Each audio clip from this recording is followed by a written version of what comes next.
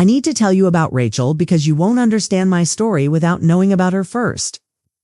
Rachel wasn't just my cousin. She was everything I could never be. Everything my family wanted me to be, but somehow always fell short of. We grew up in the same family, but in completely different worlds. Rachel had this way about her. Confident, bright. The kind of person who walked into a room and everyone just noticed. Her laugh was loud and infectious. Her smile could charm anyone. My Aunt Linda, her mother, made absolutely sure that everyone knew Rachel was special. Destined for greatness, she'd say. Going places, and then there was me, Stacey the quiet. One who never quite fit in anywhere. I lost my parents when I was 7 years old. Car accident on a rainy Tuesday night. One moment I had a mom who tucked me in and a dad who made pancakes on Saturdays. The next moment I had nothing. I became the kid nobody really wanted, but everyone felt obligated to take. I spent 2 years being shuffled around like an unwanted package. 3 months with Aunt Linda, 4 months with Uncle Tom, back and forth. Never really belonging anywhere. Until Grandpa Edward stepped in. I remember the day so clearly. I was 9 years old, sitting in Uncle Tom's guest room with my few belongings. In a grocery bag. Grandpa walked in, looked at me with those kind gray eyes, and said 5 words that changed my life. You're coming home with me. For the next 21 years, Grandpa's house was the only real home I ever knew. It wasn't fancy. It was a modest 2-story house with a garden out back and a porch that creaked when you walked on it. But it was mine. Ours. I learned everything. From Grandpa, how to grow tomatoes in the summer. How to make his favorite lemon chess pie with just the right amount of tartness. How to appreciate old jazz music on Sunday mornings. We had our routines. Every weekend, I'd help him in the garden. Every evening, when his eyes got too tired to read, I'd sit beside his chair and read him the newspaper or whatever book he was working through. It was simple. It was quiet. Rachel, on the other hand, visited exactly twice a year. Christmas and Grandpa's birthday. Like clockwork. Squaw. She'd arrive in whatever new car she was driving, wearing expensive clothes, carrying a bottle of wine that cost more than my weekly groceries. She'd kiss Grandpa's cheek, tell him how much she missed him, take a selfie with him for her social media, and then find some excuse to leave within an hour. Business school was demanding, she'd say. Oh, she had a networking event. Or her boyfriend was waiting. But here's the thing that broke my heart over and over again. Despite everything, despite the fact that I was there and she wasn't, my family still treated Rachel like she hung the moon. At every family gathering, it was always about Rachel. Rachel's accomplishments, Rachel's boyfriend, Rachel's career plans. Rachel, Rachel, Rachel. I'd sit there at the dinner table, passing the potatoes, invisible. Sometimes Aunt Linda would remember I existed and ask how I was doing, but her eyes would already be drifting away before I finished answering. Uncle Tom would pat my shoulder and call me kiddo. Even though I was 28 years old, I told myself it didn't matter. I had Grandpa, and that was enough. Every Sunday afternoon, just the two of us. Sitting on that creaky porch with glasses of sweet tea, talking about everything and nothing. Those moments were worth more than all of Rachel's Instagram likes combined. But deep down, I think the parts of myself I didn't like to examine too closely, it hurt. It hurt to be invisible. It hurt to be the consolation prize. It hurt to love people who couldn't be bothered to really see me. I just didn't know how much worse that hurt was about to become. 3 months after Grandpa died, I was still wearing black. Not because anyone expected me to, but because I couldn't bring myself to wear anything else. It felt wrong to put on colors when the world had gone so gray. I'd lost the only person who ever really saw me, and I was drowning in a grief so heavy I could barely breathe. The funeral had been awful. Rachel cried beautifully. Of course, tears that didn't ruin her makeup. She gave this touching speech about how much Grandpa meant to her, how he'd shaped her life, how she'd carry his memory forever. People actually dabbed their eyes. I stood in the back, silent. Because if I opened my mouth, I knew I'd scream at the lies. At the performance of it all, after the funeral, I'd packed up Grandpa's house alone. Every single item, every photograph, every coffee mug. Rachel was too busy. Aunt Linda had a migraine. Uncle Tom had work commitments. So I did it by myself, crying over his favorite sweater, the one that still smelled like his aftershave and pipe tobacco. When the lawyer's office called about the will reading, I almost didn't go. What was the point? I didn't care about inheritance. I just wanted Grandpa back. But something in Mr. Morrison's voice on the phone made me feel like I should be there. Like Grandpa would want me there. The law office was one of those old buildings. Downtown with dark wood paneling and leather chairs that sighed when you sat in them. I arrived 15 minutes early because I'm always early, a habit Grandpa taught me. Rachel swept in 10 minutes late, talking loudly on her phone. Wearing a designer dress that probably cost more than my monthly rent, we sat in Mr. Morrison's conference room. Uncle Tom kept checking his watch. Aunt Linda reapplied her lipstick. Twice. Rachel finally put her phone down but kept it face up on the table, notifications lighting up every few seconds. I sat with my hands folded in my lap, trying to keep myself together. Mr. Morrison was an older gentleman, probably in his 70s, with white hair and kind eyes that reminded me a little of Grandpa. He cleared his throat and opened a folder. Thank you all for coming. Edward Bennett was very specific about his final wishes, and I'm here to ensure they're carried out exactly as he intended. He started reading. Each bequest felt like a small knife sliding between my ribs. To my niece Rachel, I leave $50,000 to support her education and future endeavors. Rachel's eyes went wide. She actually gasped with delight. $50,000 for someone who visited twice a year. To my nephew Thomas, I leave the lake house property and all accompanying land. Uncle Tom nodded, satisfied, like he'd expected. This all along. That lake house was worth at least $300,000.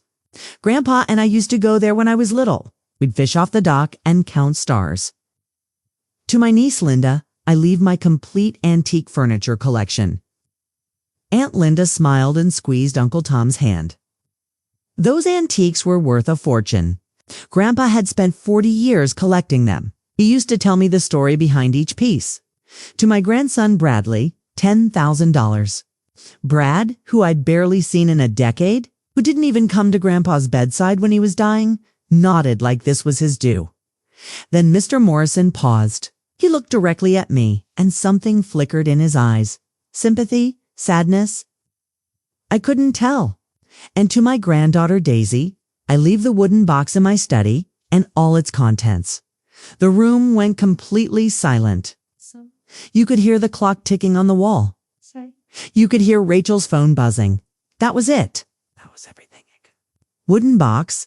I felt the blood drain from my face. My hands went cold. Somewhere far away I heard Rachel make a sound. Not quite a laugh, but close. A snort of disbelief. Uncle Tom shook his head slowly, and I saw pity in his eyes. Actual pity. For me, the granddaughter who wasn't worth anything. Aunt Linda leaned over and whispered to Rachel. Not quietly enough. Well, I suppose Edward knew best. He knew what each person needed. What I needed was a box. Apparently, Mr. Morrison tried to catch my eye, but I couldn't look at him. I couldn't look at anyone. The walls were closing in and I couldn't breathe, and all I could think was that Grandpa, the one person I thought loved me, had just told me exactly how little I mattered. Rachel actually patted my hand as we stood to leave. Hey, maybe there's something sentimental in there, she said, her voice dripping with false sweetness. That's worth something, right? I pulled my hand away. I grabbed my purse, and I walked out of that office with whatever dignity I had left, knowing that everyone in that room was watching me, pitying me. The girl who gave up everything for a man who left her nothing. I didn't cry until I got to my car. Then I sobbed. So hard I thought I might shatter into 1,000 pieces. I drove home in a fog. I don't even remember the route I took or if I stopped at red lights. My tiny apartment felt even smaller when I walked through the door, clutching that wooden box like it was evidence of my own worthlessness. I set it on my kitchen table and just stared at it for what felt like hours. It was plain. Simple wood, maybe oak, with Grandpa's initials carved into the lid. E.B. Edward Bennett. The man who raised me. The man who I thought knew me better than anyone in the world. And this is what I was worth to him. A box. I opened a bottle of wine. I don't usually drink alone, but that night I didn't care. I poured a glass and sat there in my quiet apartment, listening to my upstairs neighbor's footsteps, trying to understand what I'd done wrong. Where had I failed him? Was it because I wasn't successful like Rachel? I was just a home health aide, barely making ends meet. Maybe he was ashamed of me. Maybe all those Sunday afternoons, all those conversations, all that time I thought we were close. Maybe he was just being polite. Maybe I'd been fooling myself all along. The wine didn't help. It just made the tears come faster. Finally, around midnight, I couldn't stand it anymore. I grabbed the box and opened it, ready to see whatever sentimental trinket he thought would make up for the humiliation. Maybe his old watch. Maybe some photographs. Maybe nothing at all. The lid creaked open.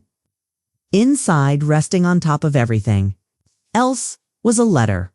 Folded carefully, my name written on the outside in Grandpa's shaky handwriting. The handwriting that had gotten worse in his final months, when the arthritis made every word painful.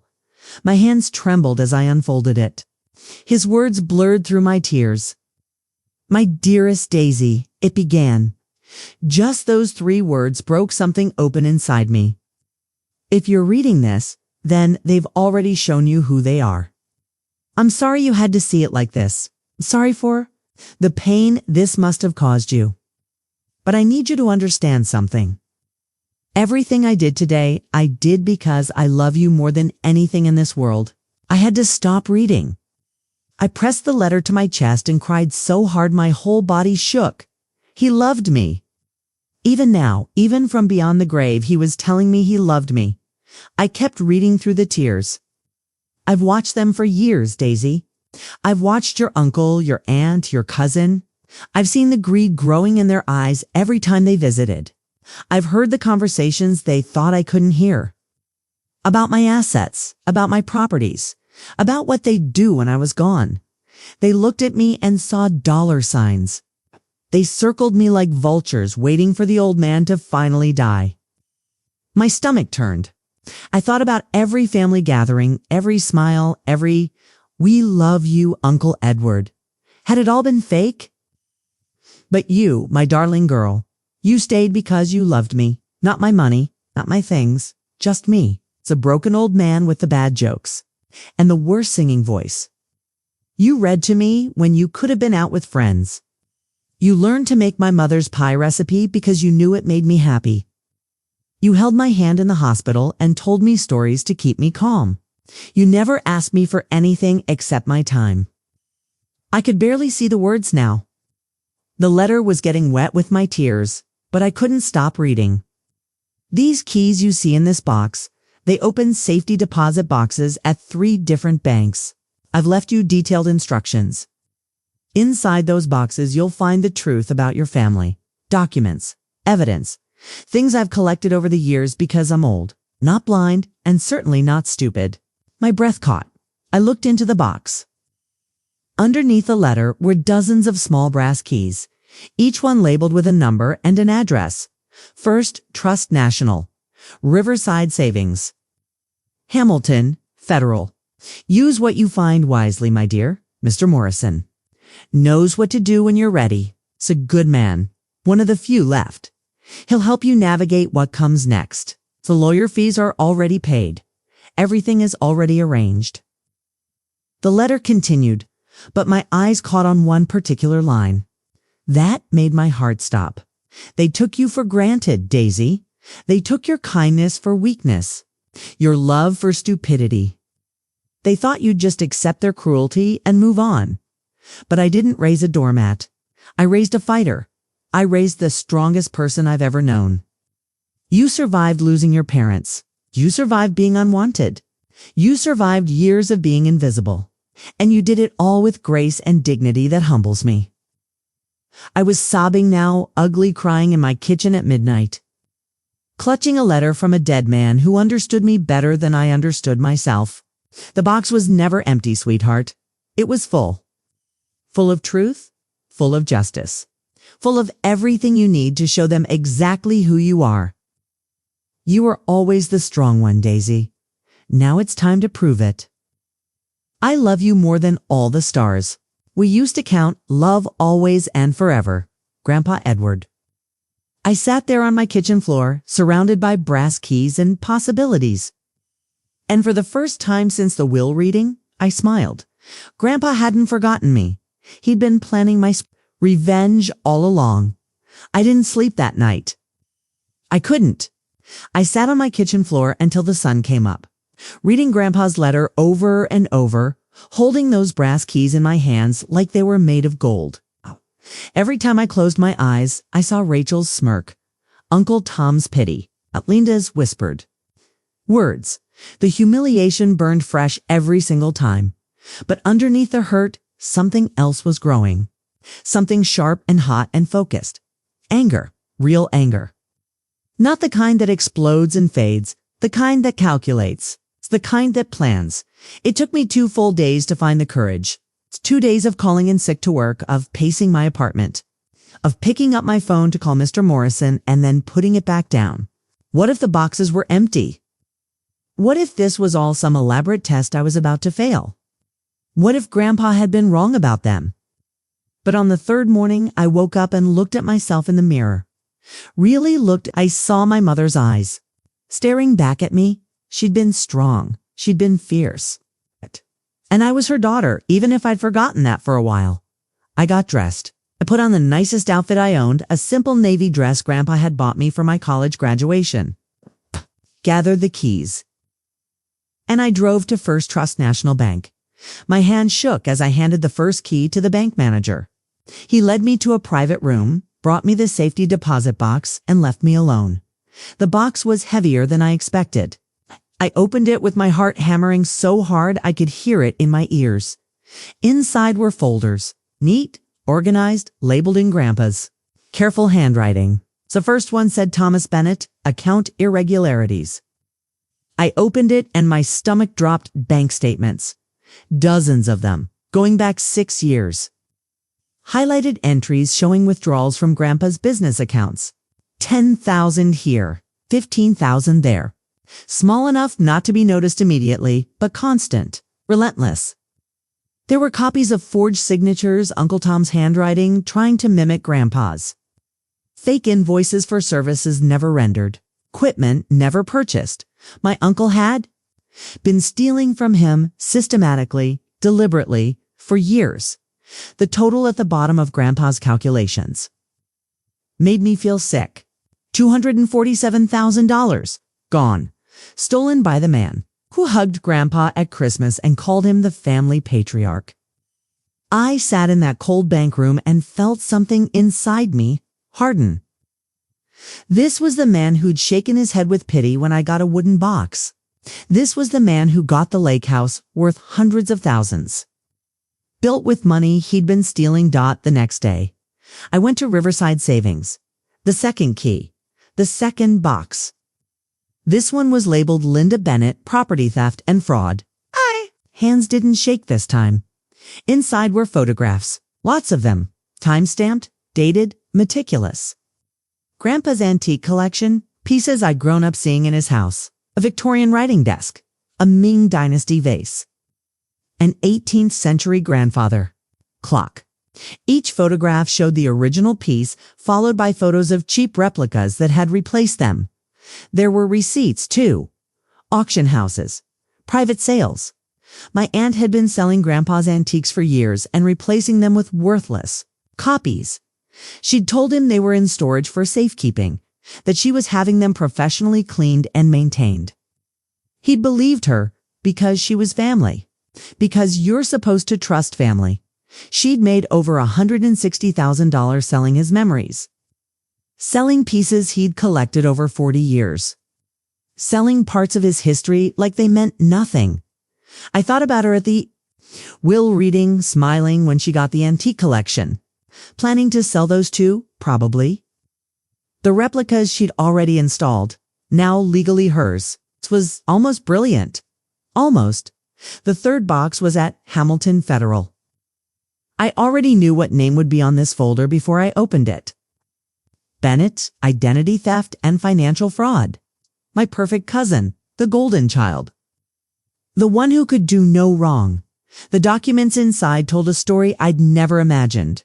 2 years ago, Rachel had taken out 3 credit cards in Grandpa's name. She'd used his social security number, his address, his information.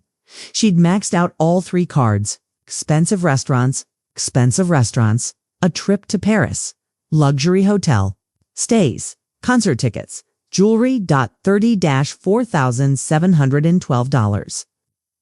Charged 2 cards Grandpa didn't even know existed.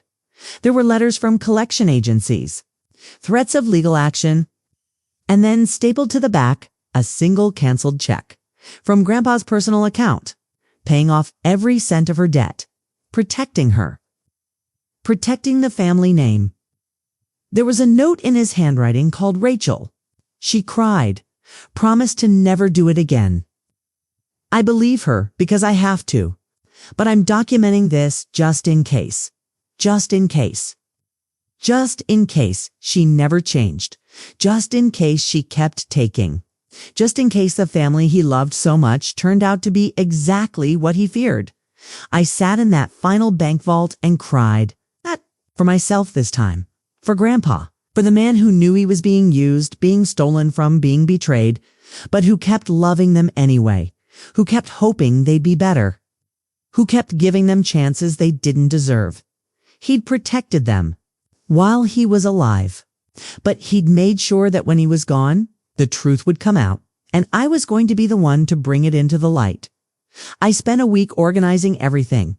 I barely ate. I barely slept. My apartment transformed into something that looked like a detective's office from a crime show. Documents spread across my kitchen table, sticky notes on the walls, timelines, evidence. 3 separate folders. One for each Betrayer. Every night, I'd stare at their photos on social media. Rachel, posting about her new Mercedes with the caption, blessed and grateful. Uncle Tom hosting a party at the lake house, my lake house, the place where Grandpa taught me to fish. Aunt Linda showing off her newly redecorated living room, filled with antiques she'd stolen and replaced. They were celebrating living. Their best lives on money they'd taken from a dying old man. And nobody knew. Nobody except me. I called Mr. Morrison on a Tuesday morning. My hands were steady now. My voice was calm. I've been to all 3 banks, I told him. I've seen everything. There was a long pause on the other end of the line. Then he said softly, your grandfather was very proud of you, Daisy. He told me you were the only one with a spine in that whole family. I'm beginning to see what he meant. We met at his office that afternoon, brought copies of everything, organized chronologically, cross-referenced. Highlighted. Mr. Morrison looked through it all with the careful attention of someone who'd been doing this for 40 years. When he finally looked up at me, his eyes were sad but determined. This is airtight, he said. We can file civil suits against all 3 of them. Recovery of stolen funds, damages, possibly even criminal charges for the identity theft. Rachel could face serious legal consequences. Should have felt victorious. But all I felt was tired. So incredibly tired. How long do I have to decide? I asked. As long as you need, he said. But Daisy, if I may offer some advice. Don't let anger make this decision for you. Your grandfather left you this information because he trusted your judgment. Whatever you choose, make sure it's what you can live with. I went home and thought about it, really thought about it. I could expose them all right now, file the lawsuits, watch their lives crumble. But something held me back. Maybe it was the part of me that still remembered family dinners even if I'd been invisible at them. Maybe it was the part that remembered Rachel teaching me to ride a bike when we were kids. Before the world made her cruel, or maybe I just wanted to see their faces when the truth came out. I decided to wait. I let them have 2 months. 2 months of enjoying their inheritance. 2 months of thinking they'd gotten away with it. 2 months of believing that quiet. Invisible Daisy would just fade into the background like she always did. I watched Rachel buy that Mercedes. I saw her Instagram stories from expensive restaurants, designer shopping sprees, a weekend in Miami, all on Grandpa's $50,000. Money she'd received while he'd paid off her secret debts. I drove past the lake house one Saturday and saw Uncle Tom's party, music blaring, people laughing. He'd put in a new dock, painted the boathouse, making improvements on property he'd bought with stolen money. Aunt Linda invited me to lunch once. Actually, invited me. I think she felt guilty. We met at a cafe downtown and she spent the entire time talking about her redecorating plans. How? She was finally selling off some of Grandpa's old dusty antiques to make room for more modern pieces. She didn't notice my hands gripping my coffee cup so hard my knuckles went white. "You know, Daisy," she said, patting my hand, "I'm sorry Edward didn't leave you more. But maybe it's for the best. You never were very good with money anyway. Better to keep things simple for you." I smiled. Actually smiled. "You're probably right, Aunt Linda." Every interaction was torture. Every fake smile,